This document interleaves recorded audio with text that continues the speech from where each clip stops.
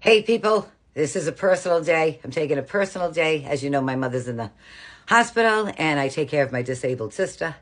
But today's a personal day. I'm not feeling that good, so I have to take a personal day and just relax and do absolutely nothing. I just made a meal for my sister, but personal day here.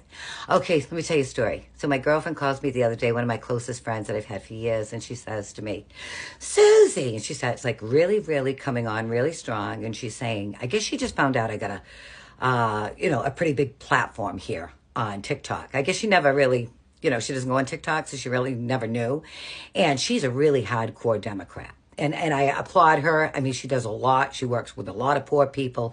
She's in the chemical imbalance of the brain field. I don't like to say that word mental illness. I don't like what it's attached to and the stigma that's attached to that word mental. But that's what she does. And she's been a really good nurse. She's actually a genius. She's a real genius, but has no common sense, one of those. Okay, so she says to me, you have a big platform and you're not using it. Now's the time that we have to start talking about this and that. And I said, listen, I don't use my platform for that.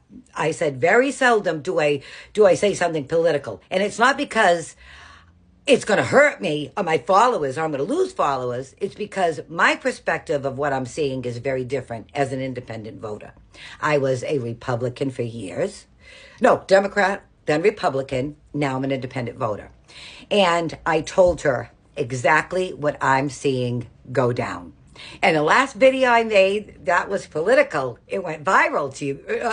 Thanks to you guys. And it made a lot of sense because I told the fucking truth. And I'm from Massachusetts, the most liberal state in the whole union. Okay, so here you go.